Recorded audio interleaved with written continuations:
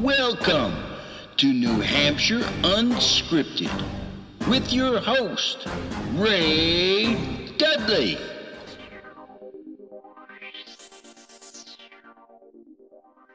We made it. Yeah, how's it going? Excellent, excellent. It's quite a library behind you there. Oh, that's the sci-fi section. There's six more bookcases in the other room. What? Okay, that's impressive. That's what I do most of the time. Really? Mm-hmm. Watching video? Those are all videos? No, those are books. Oh, they're shiny. So I thought the spine was a. Nope. So you read all those? Are you a voracious reader? Yes. Mm-hmm. My goodness, it's like being in Disneyland for books. Come on and browse. Well, let me start off this way and say thank you so much for doing this. You're very welcome. Oh man, I'm looking forward to it. Did you happen to hear any of Laura's? Yep, I did. Oh. I've listened to Aaron and both Aaron's and White's as well. So My goodness. So you know what you're in for. yeah, I think one of them told you I prepare. That is correct. That is correct. So, let's start at the beginning, as Maria would say in Sound of Music, and chat a little bit about you. I since I don't know much about you, I have the feeling for some reason our paths have crossed several times, but I can't recall the specifics. But let's start with how you got the bite, the love for theater, where that came from, assuming you have it. And then I am intrigued about your decision to jump into direct a play that had never been written. So take it away. Okay. Way back in the dark ages. I'm actually originally from Rhode Island, born and brought up in Providence. And the bug, I want to say, hit really early on. I don't know if I can go so far back to say I was cast in the school play and Christmas play in first grade. And that sort of got it started. But I was also, let me change that. I was also an only child. So I had a lot of time to myself. So I did a lot of reading and found these books. I don't know if you remember, there were little magazines that came out monthly called Plays. They'd have like half a dozen different plays in them and different types. And I read those voraciously. And, being an only, you spend a lot of time in your own imagination. So I sat there and I, mentally envisioned all those things. And at some point when I was around 9 or 10, sat down and wrote a play for the summer reading program at the library, in which, as I said in the bio, was a very traumatic experience. Never decided to do it again. But moved on. We didn't really have plays in grade school, but I went on and did drama club in high school, which was an all-girls high school. So back in the 60s and 70s, when everybody had hair like Marsha Brady, I had short hair like this, so I got to play all the guys' parts, which was great because they were better. Same thing with college. Went to an all-women's college and did drama through there. And really, really got the bug and said, this is something I'd like to do. Not necessarily, I don't expect that I could be a leading actress. I'm not the ingenue type. This is the face of the best friend and the quirky sidekick. This is not the leading lady, and I accept that. All right. But my parents were dead set against that. It was like, if you want to go to college, you're going to go something that's going to earn you a living. So I really wanted to go to college and get the heck out of Providence. I caved. But this, the back brain being a little rebellious said, well, you didn't tell me I couldn't do it as extracurricular. So that's how I stayed active with it. And then, during college, because I got married when I was a junior, between junior and senior year, got married, moved off, started married life and started a family. Didn't really have time for theater because I was toting kids around. And as they got older, they got involved with things. And interestingly, when they were in middle school, we were at that point we were over in the Monadnock region, over in Antrim, Peterborough area. There was a program called National Dance Institute New Hampshire, which is now called New Hampshire Dance Institute. And I don't know if it's an offshoot of the program that was founded by Jacques d'Amboise in New York. And my oldest child auditioned for it in 5th grade and got cast in it. And what happens is the kids basically rehearse for an hour every week during school and learn a total of 4 numbers. So they learn an Act 1 piece, an Act 2 piece, an Act 1 finale, and an Act 2 finale. Then they come together with 10 other schools in May and put on a full show. Sort of similar to the 7-day plays thing, where it's like they only meet together on Tech Week.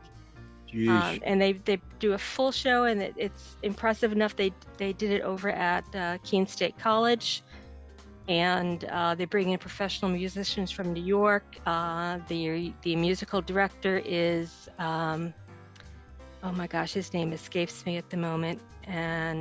But he's like a Oscar, Emmy award-winning director. So the kids really get exposed to the best of the best. Oh. And my daughter fell in love with that and was, crying copiously at the end of the last performance. And I said, "Oh, gee, do you think you want to take dance lessons?" She was like, "Yeah, I do." So we got involved. I became a dance mom for a number of years. So, one hour of class a week grew to like 4 hours of classes 6 nights a week. So I didn't have time for theater because I was being ballet mom. And I can't critique it because, she won a dance scholarship to college. So, I can't complain. Yeah. It was worth it. But as she started getting older and her brother came along into that program, and then my younger child went into the program. So all told, between the 3 of them, I was involved with that program for 10 years as a dance mom, as a board member. So I spent a lot of time making costumes and watching people dance. And as they got older, I could be left on there, and I started trying to get back in theater a little bit about mid-90s over in Antrim and Peterborough, and worked with Actors Circle Theater and Antrim Players and did some shows with them. And late 2000s, we ended up, for business reasons, my husband's job transferred him to the coast. And we decided, we packed up and we sort of split the difference, because I was still working in Peterborough and he was working in Massachusetts. So we sort of split the difference and settled here in Derry. And I've been here since about 2000 and didn't really have time for theater for a number of years. So I didn't really start getting back active in it until, let's see, 2011-ish, I think, with Wyndham Actors Guild and Arsenic and Old Lace. I think Dwight mentioned that we weren't together in that show. Yeah. So I was his Aunt Abby to his Mortimer. And it took a while. I did a couple shows here and there. Would get maybe 1 show every year or so, every other year, until about 2019, when I was fortunate enough to get four shows in a year. Dang. Which, oh my God, never again. 4 shows is too many. I think I was permanently exhausted, but they were amazing. I've met amazing people, and it's just been a blast. But then COVID hit, and as that was going on, actually just as that was going on, I had gotten involved with Hatbox as a member of their pitch committee, and I was reading scripts that came in, and was asked if I could sort of take on a couple additional things to help Andrew out as he was moving over to Claremont Opera House. And I sort of took on getting the spreadsheets ready and tracking who read what, and creating the forms to send out to people to sign up for pitch and that sort of thing. So I'm doing a lot of paperwork and spreadsheet manipulation behind the scenes, and it's fine because that's sort of what I do in real life. Yeah. A lot of the time. So that's plays to one of the strengths of being an anal retentive tracking sort of person. And then came Play in a Day, and I got to meet Ray Dudley. You're kind, so kind. The sticking with the acting thing just for a second before we get into 7 days. Is there a role that there aren't many left, I think, for some of us as we move on, they're becoming slimmer and slimmer. Something still out there that you would maybe like to be tagged for?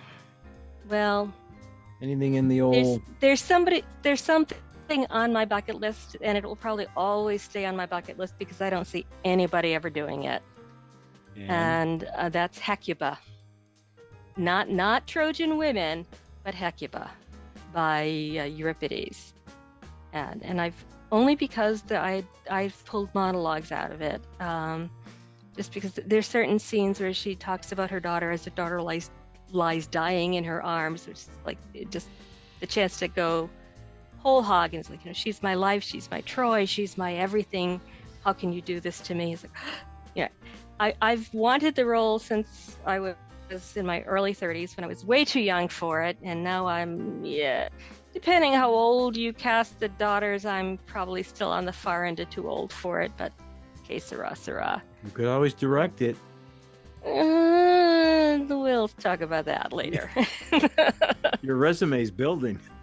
Well, I don't think one show constitutes a resume. Shh, we won't tell anyone. So the 7-day plays, it's a very, very intriguing project. I'm so glad Aaron did it. How did he tap you for that? He actually tapped me initially to act in it. And I just sort of looked at him and said, a whole script in a week? Okay, are you sure? Do you need a director? Because, if I had a choice, I'd rather try directing it. Is that true? Oh, yeah. You did that? Yeah. Okay. Yeah.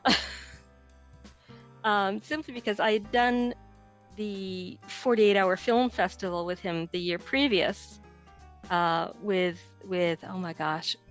Aaron and Mary and Sandra Avellano and Avi Agostino and Lowell Williams. It's a stellar cast, and here's me popping in here.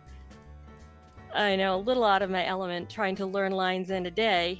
Sorry, Lowell, they were in the neighborhood of what you wrote, but weren't quite right. Good thing they're not copyrighted. Yeah. So let me get this straight.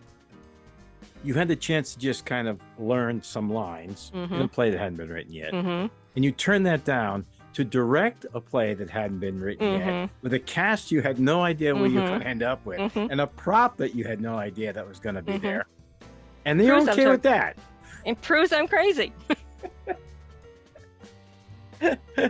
Proves I'm crazy. You are way beyond what I would never direct. I'm not a director. I don't have the whatever it takes. I don't have the vision. I stick in my lane. That took courage. To me, that took courage. Yeah, well, I guess also it helped prove that, if you rust, you rot. You got to try something new. Dang, and it was way out of my comfort zone. So it's like, people have asked me to do things like that before, and I said, I don't have the background. I would be comfortable taking on directing a full-fledged production, but I said, this is one of 4 plays. It's like the entire night does not rest on me. I'm only a cog in that whole thing. So it's like, okay, that's okay. This thing was littered with potential minefield. And you're okay with all of these unknowns. Well, I got one of those minefields. Good point. Yeah. So let's start at day 1. You say yes, and you'll direct, but you don't know what the play is. Actually, nobody does until that Saturday. When did you get the script, and when you read it, what was your reaction to that? Okay. Well, what happened is, Laura and I got the scripts as new directors. We got the scripts from the experienced writers at 3:00 on Sunday. So we both read those because the premise was that as a new director, they would give us an experienced writer. So we had somebody who knew what was going on, along with having, two experienced actors. And so that we knew that Laura and I had to choose between either of those two plays. And basically, being pretty good friends, we discussed it beforehand and said, okay, well, if we both like different plays, that's great. That'll work out fine. But if we both like the same one, what are we going to do? And I just sort of looked at her and said, rock, paper, scissors. I mean, as fair as anything. Beats Jello wrestling. Go ahead. Yeah, well, yeah, I don't think there's enough Jello in Concord. But so I sat down and read the plays, and they're both amazing. And I think as Laura said too, it's like I could visualize both of them immediately. And one of them they both struck me with terror because they both had their own challenges. Yeah. And when we discussed it, it actually didn't take all that long. I said, I like them both, and I will be happy with whichever one I end up with. I'm sort of leaning toward one, but I won't tell you which one, Laura, because I want to know if you have strong feelings one way or the other. And she said, yeah, I really, just like I can see Greg's play in my mind. I can see everything that needs to happen. I said, okay, good, because I was leaning toward Gary's play. You were? I was leaning towards Gary's from day one. Yay, Gary. Not that anything is wrong with Greg's. I loved Greg's. I thought it was hysterically funny. But the whole challenge of blocking that wrestling scene just terrified me. You are a warrior. I cannot believe you. This is incredible. You're fearless. Well, no, I wouldn't say fearless. No. Well, you're bordering on it then. My God. I looked at it and said, that is a wicked challenge for an actor. And I knew at that point it was Ian and Melanie. And I said, poor Ian has got some incredible monologues. They're beautifully written, but oh my God, these are major exposition info dumps. And to learn even one of them in 7 days would have been amazing. And he nailed all of them. Yeah. It was amazing. Yeah, I was sweating for him backstage watching him. My God. Mm-hmm. It was interesting. But I said, I like that one. I don't know why it was I could sort of relate to it. Maybe because of all the sci-fi in the back. Yeah, you think? I think that's why I was drawn to that one. Wow. Plus the stories about Mozart and the Allegri's Miserere, which when I listened to it, it's like, I sang that in the choir loft. Really? I didn't realize it at the time. It's like, I know that. Okay. So we're good. And it was just so poignant that it brought me to tears when I read it. Yeah. This is the one. It just spoke to me. So that is amazing. That is amazing. Kudos to you. I mean that, because watching it, I thought, Mama, I am glad that I didn't end up falling into that play, because it just seemed like a heavy lift. It was scary. And I will say, in all honesty, I'm so glad I got to direct it rather than have to act it. Oh, because I had the easy part. They had the difficult part, and kudos to them because they pulled it off. And I will say, anything that failed to deliver was not on them; it's on me. When you looked at the cast, had you worked with Ian or Melanie? I had not before? worked with Ian. I'd worked with Melanie. Oh gosh, twice at least that I know. Yeah, twice. We had done a murder mystery at Majestic that was directed by Kelsey Dominy. Oh. And we'd also done on Golden Pond together at Bedford, and she played my daughter. So it was, we get to work together again. No matter what, I would have worked with somebody I knew, because I knew Dwight from the other group, but not Valerie. So Laura and I had been told that it wasn't mandatory for us to attend the Saturday session where the writers met the actors, but we, being newbies, said, let's go to see who gets what, because we figured we know that we'll be working with either Gary or Greg. So let's see who their actors are, just so we narrowed down the field of those 10 or 11 actors. So we knew, we'd be working with 2 of those 4.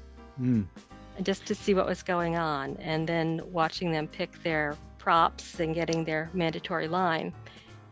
And I have to tell you that I was expecting something completely different from Gary when he picked the saxophone, because I know Gary's love of puns, and I was expecting something that was going to use the line about safe sax or something.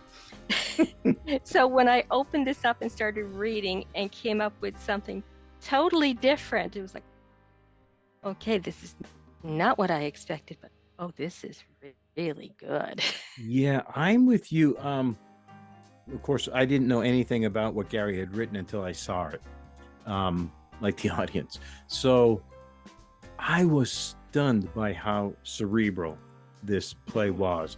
And as it was going on, this is probably, we could have had this later in the conversation, but since we're there, as someone standing backstage, my mind kept thinking, where is this going? What is happening here? He had me questioning. My head could not get around what was going on. And I'm with you. I didn't expect that from Gary. I'm thinking the same thing. He's a punster. He's this happy-go-lucky, always jovial person. I hope that's true. Sorry, Gary, if that's not true.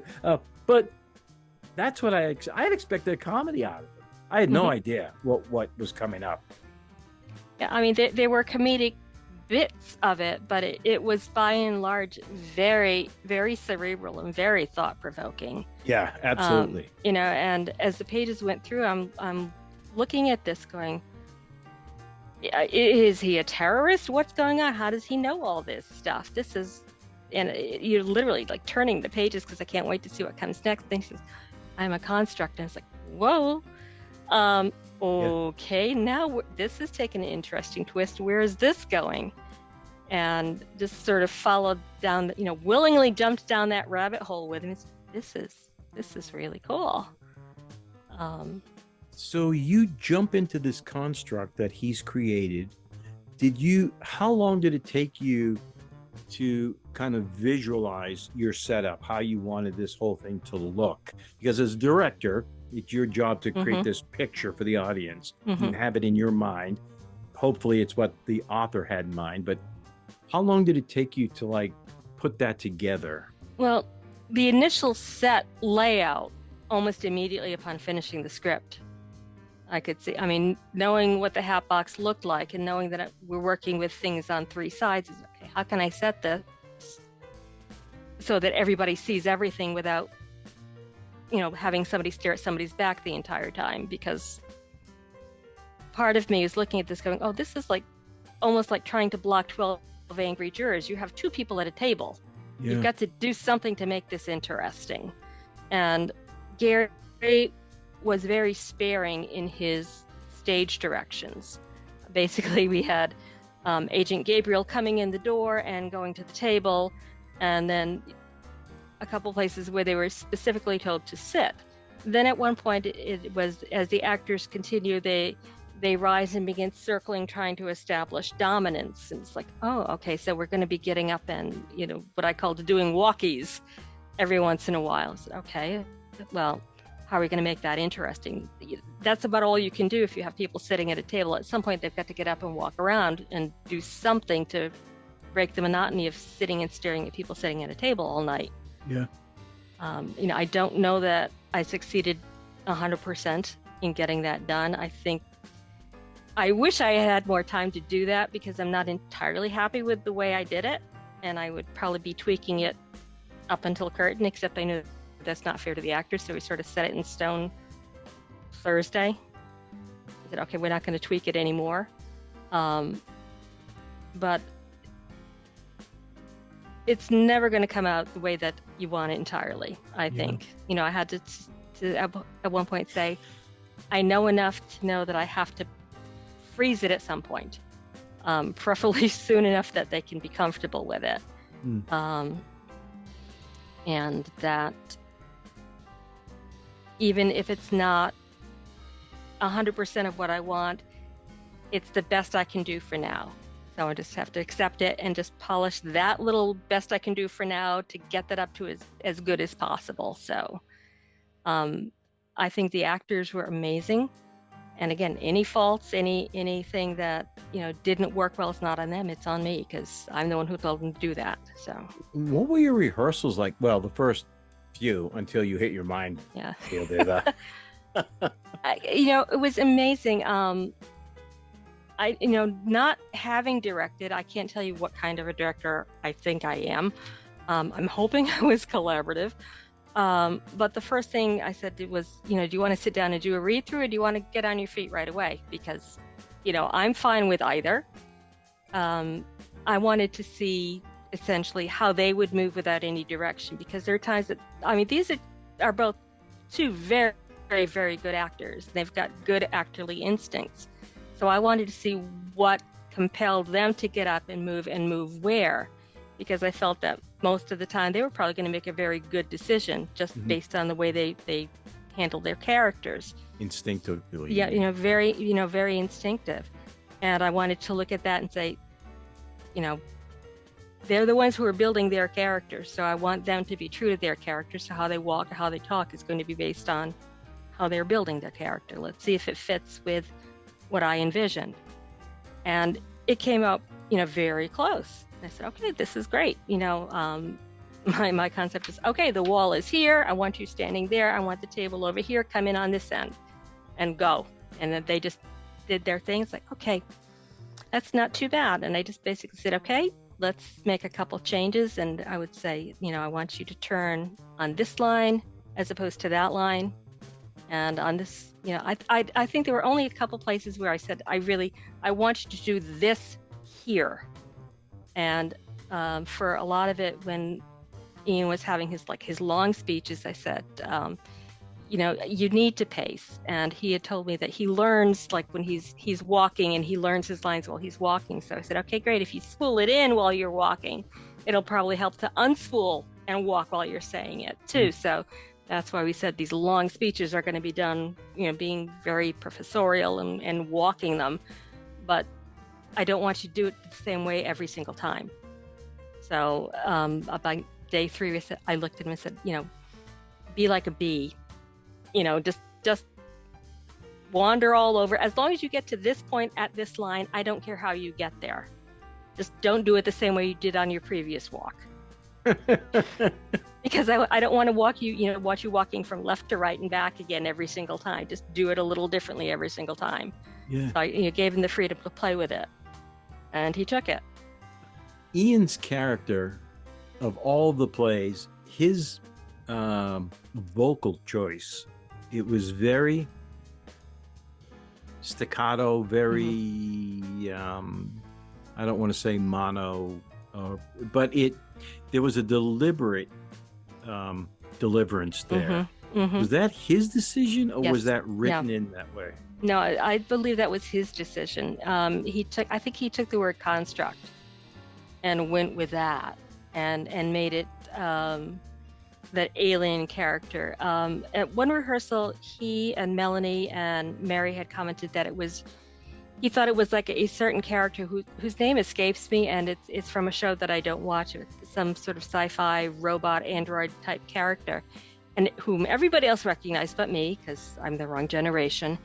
And they said, yes, and yet I look like at him. What's behind you. I don't watch TV. What can I say?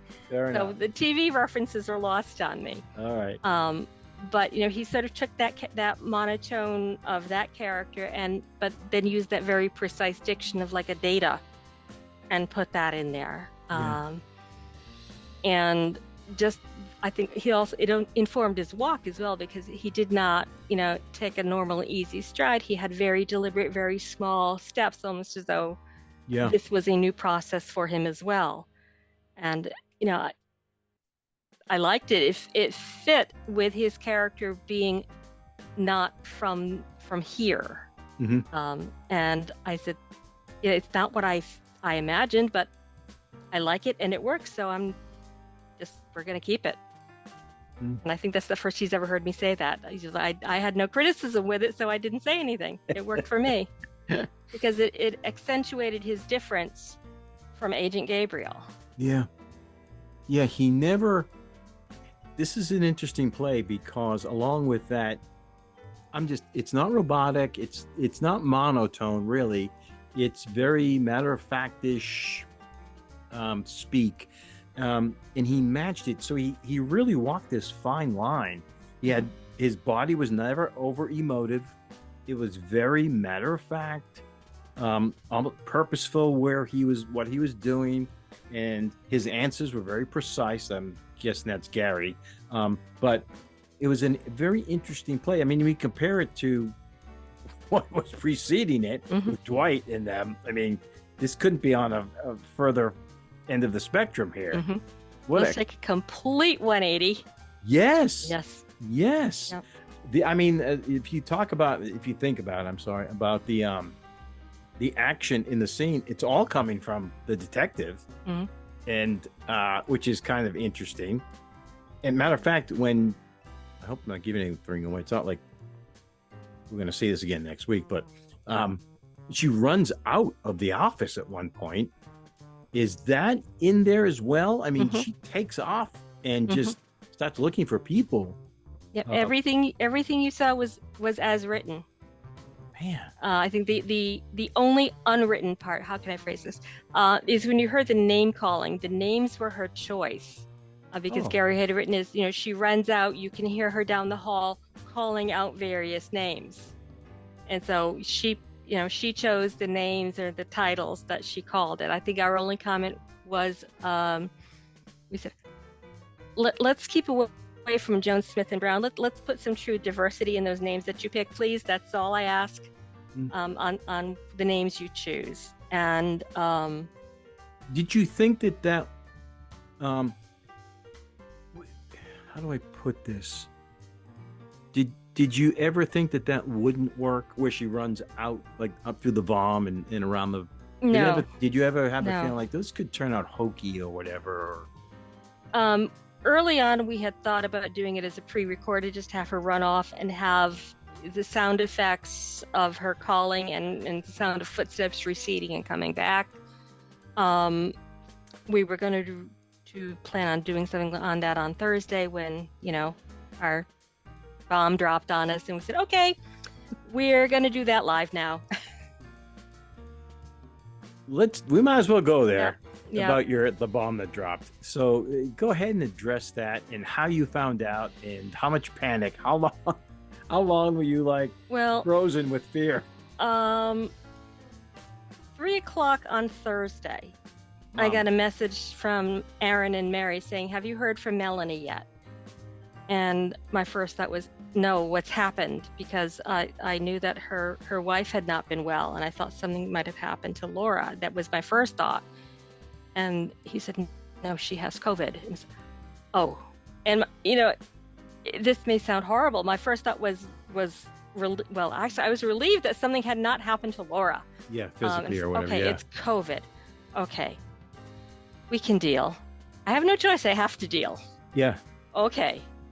So then he said, can you hop on a messenger meet with me? He said, yep, sure. Because I'd planned for the 7-day play festival. I planned to take the week off from work because I said, if I'm going to do this in 7 days, I can't focus on anything else I have to be 100% devoted to this. So I was available. We hopped on a meeting with Mary and Aaron, and he said, well, what are we going to do? Do you know anybody? And it's like,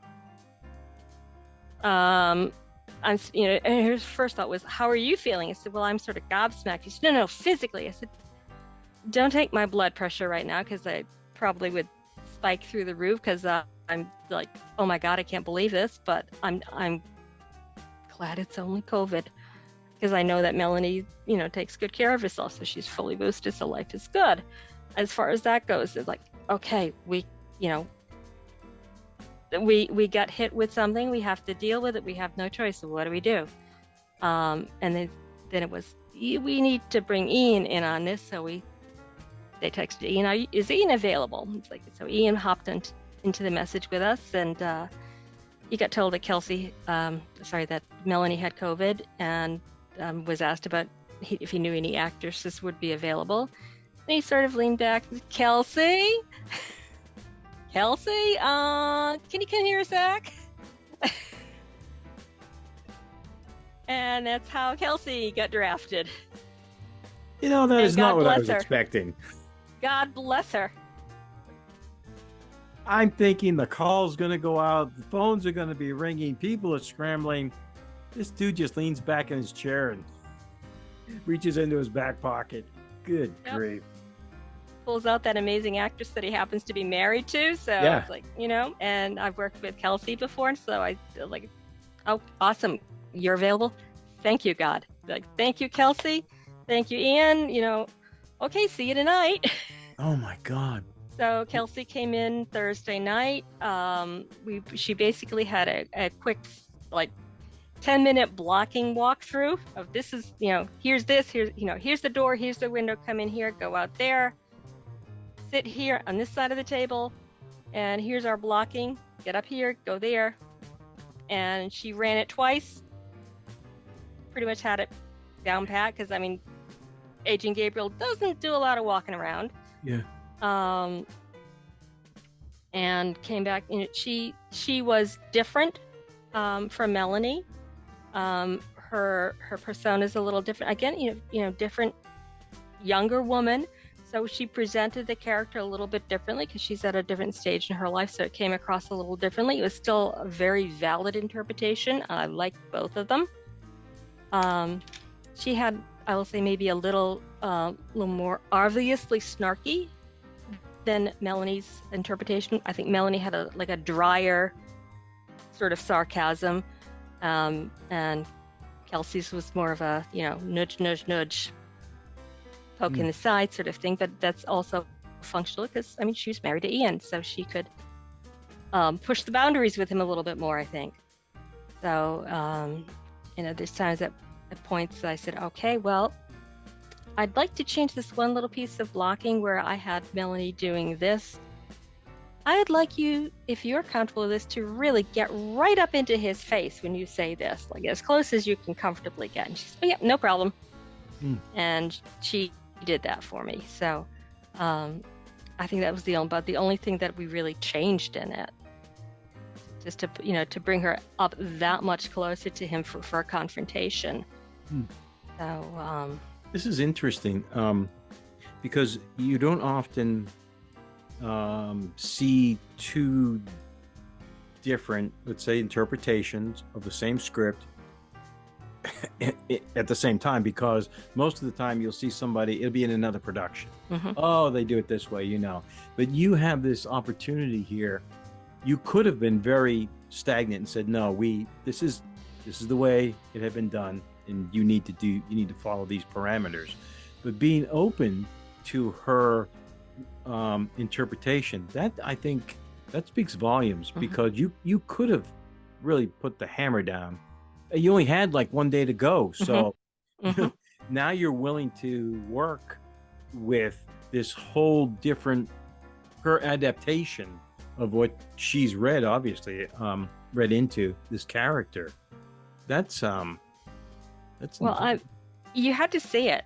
Because she came in and she was not words on a page. She from the very first reading, she was breathing life into that character, and it was, like I said, a different sort of energy, and it was as good in its own way, completely different from the interpretation that Melanie had, and they're both valid, and I love them both. I'd love to do them side by side, but it was something that I also can't look a gift horse in the mouth. I had an actress come in, knowing that she was coming in with 4 rehearsals, and putting up a show the next, in 48 hours at that point. So for her, it was a 48-hour festival. I'm not going to quibble over interpretations. With what she was doing was good, and I was perfectly happy with it. Yeah, obviously you gave her the leeway to be on book for as much as she had to be, right? But... yeah, that was a given. Like from the very first conversation, we said, oh yeah, she's, whoever comes into that part has to be on book for it. And I think the only thing I said was, if there is any way that, and I know this is short notice and it's a big ask, if you can do the telephone conversation off book, I would be thrilled to death. But I know it's a big ask with 2.5 days. If you can't do it, that's fine, because we're in extraordinary circumstances. Yeah. Not only did she come in off book for that part, she had the entire rest of of that show off book. Yeah. And it blew me away. And I think it made that phone call that much more powerful because she was hands-free. And that's the only thing I was trying to get out of that, was to bring people into that moment so that she wasn't looking at the book, so that you could see her face as she went through that, the terror and shock and relief and disappointment of that phone conversation.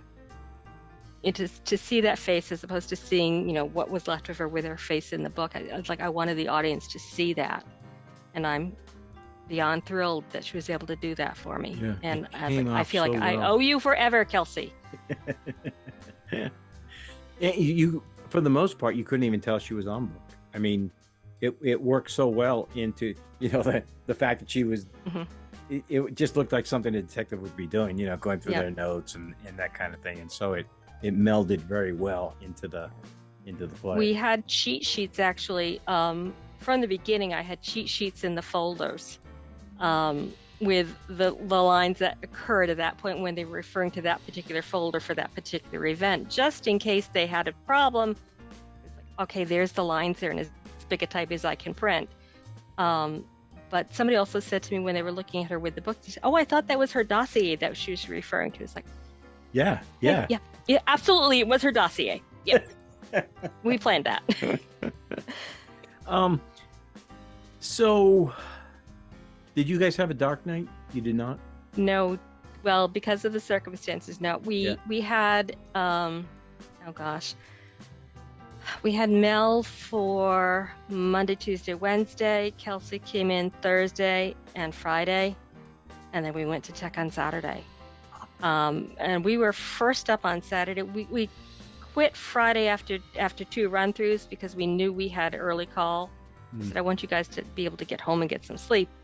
I'll see you in less than 12 hours at the theater. Except that I was going to be seeing Ian because Kelsey had to work. Oh, that's right.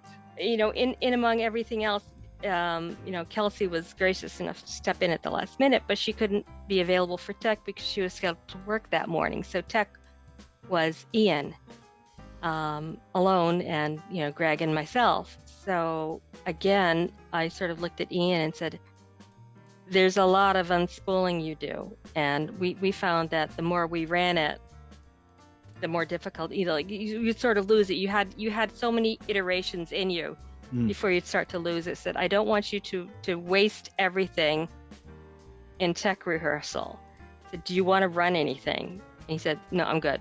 It's like, okay, good. Let's save it for the show. So basically we checked the lights and the sound cues. Took maybe 15 or 20 minutes on it because it was lights up, lights down pretty much. Yeah. And said, okay, we're done. We'll see Kelsey when she comes in at 1:30 and go live at 2. Woo! I know again, we were good backstage. thing nobody had a blood pressure cuff on me. Oh my God, I can imagine. I mean, we were backstage and there were people coming back asking Ian, is she here yet? Is she here yet? He's like, no, she's coming from work. And he was just as laid back as could be, but he was the only one, I think. Yeah. I was not laid back, but I figured I did not want to add to any stress that Ian might be feeling, so I tried to stay away. Ian, if you thought I was being standoffish, no, I was trying not to add to stress levels. So I'm not going to get in his face. He has lines. So the play goes up and it went well. How do you feel the audience reacted to it or accepted it? I don't know. Again, because the audience is largely composed of friends, and I was sitting with a number of friends from a couple of theater groups who were, very nice, very complimentary. So of course, being good friends, they said all the appropriate nice things. Right. So I didn't really talk to other folks. I don't really know. My big concern was hoping that Gary liked it and that I didn't, mangle his prose too much for him. I'd love to pick his brain and the brains of the other directors, because I know there are things I did not do as well as I could have. So I would love to have like a post-mortem after it's too late to do anything, to say, how could I have improved this? Are you saying you haven't spoken to Gary? No, I haven't. You haven't? No. I mean, we had a brief hi, he gave me a hi, thank you. He liked it after the show, but, we have not had a big in-depth conversation. And I, would love to have that with him or with any other director, to sit there and basically, nitpick it, take it apart, put it back together, and show me what I could have done better. Mm-hmm. Mm-hmm. That's fascinating. So sticking with that point, you watched it. It went, I assume, as well as it could go. And now you've had a chance to look back, or at least, think about it a little bit more. Are there things now that you didn't see or didn't catch that you're like, oh man, that would have been so easy to just do that? Or, is there something as you look back that you really wish you had done or seen or worked on a little bit more? Well, again, there's spots that I know didn't come out quite right. Simply, I felt that the walkie-talkies, were not as good as they could have been, but I don't know what I could have done to vary it. And that's, we tried different directions. We tried whatever, getting up at different points in time, just changing directions. I don't know what could have been done. I'm sure something could have been. Too late now, but I'd love to, sit down and talk with people to say, maybe if you tried that. Yeah, I simply hadn't thought of it. And I will say I did bring it into a rehearsal. I said, okay, it's turned to Mary and said, okay, what do you think? This isn't working right for me. What do you think? And she sort of looked at me and said, I'm the stage manager. I'm not the director. It's like, I know. I'm soliciting input. You have a different set of eyes. What are you seeing that I'm not seeing? So, I'm willing to take suggestions. Doesn't mean I'll listen to them, but, I'd want to get somebody else's viewpoint. What are you seeing? Yeah. Because I'm coming to it with that particular viewpoint. And being that it's a project that I was given as opposed to a passion project, mm-hmm.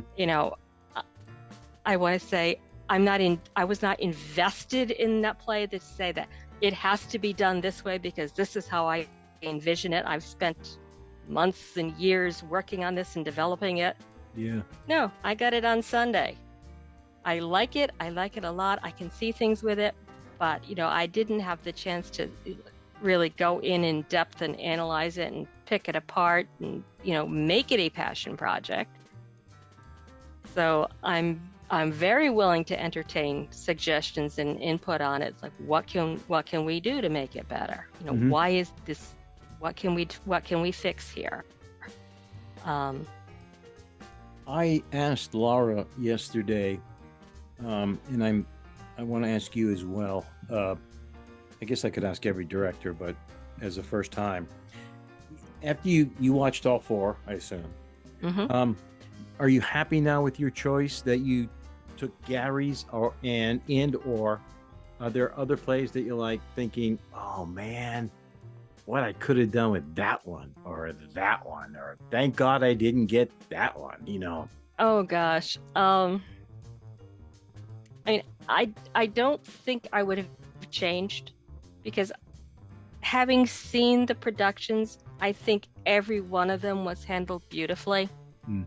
And I don't think that I would have wanted to change a single thing of the way that they were presented, because they were each striking in their own uniqueness. Yeah. So, I wouldn't want to gild the lily. I like them as they are. I wouldn't change a thing about them. I love them too. I really did. So how do you feel about directing now? I think Laura had said it's a heck of a lot easier than acting, I tell you. But if you have the right actors, it is. Yeah, but... and I can't say I got the luck of the draw, because any actor in that group would have been amazing, because that was like the creme de la creme of local theater. And I think any director would have been pleased to have any of those actors in their cast. So yeah, I think Aaron did an excellent job setting up all the directors with a great cast. You know. Yeah, and I will say I love the selection process, because it guaranteed absolute fairness. I mean, there's nothing you can say about random draw of the card. Literally, of the card. Lady Luck had 100% decision making in this. So, it wasn't that there was any favoritism that, certain actors picked, or certain writers picked directors or actors that they've always worked with. Yeah. It's like, here are the cards. This is the hand you were dealt. Go and write that play. Yeah. So. Would you do it again? Absolutely, in a heartbeat. Well said. Well said. Anything I didn't cover? Anything you'd like to cover? Oh, can't think of anything. All right. Well, I love these chats. I really, really do. I love speaking. I love freshness. I love the way actors are so creative, and I love the input. I love their processes. I love the whole. I'm not very good. There are people who do have wonderful niches and stuff, like yourself, the sci-fi thing, and Gary and Peter Josephson, and they're out of my league. And so I love to pick the brains of all of these people like yourself who just love what you're doing. We're so glad to have you here, and what you had done. I appreciate the time you've spent here, evaluating, enumerating, opening. Oh, well, it's also sort of like a favorite child now. The new favorite child you don't really want to say goodbye to, so it's nice to keep talking about it. So hopefully Gary can expand this into a full-length play. Gary, are you listening? Gary? Listening? And Gary? She needs to talk with you, Gary. No, I think Ian needs to talk with Gary more than anybody. I don't know if he's going to be able to listen to Mozart for a while. That's an interesting choice, too. What a beautiful piece, though. Mm-hmm. Gary had said it came up in a dinner conversation that he'd had with people many years ago, and I don't remember the exact text of that conversation, but apparently somebody had said to him that words to the effect of, and I'm not quoting correctly, and I apologize, Gary, that the existence of Mozart is proof that there's a God. Oh. Or words to that effect, and it's like, ooh, yeah. Funny the things you tuck away in the back, huh? Never knowing when you'll need them. Trot that out. I'm not sure how it related to a saxophone, because I don't think Mozart ever wrote for sax, but I was really afraid he was going to open that thing up and start playing it. I had no idea we had some discussions about there's no way that you could not pay me enough money to open up an old sax that who knows where it's been and put my mouth on something that's got mold all over it. No. Okay, that's a different picture than I had in mind, but I guess it's true. Now, having played a wind instrument, I'm not going to go touch anybody else's mouthpiece. It's an interesting thought. Okay. Well, Mary, thank you.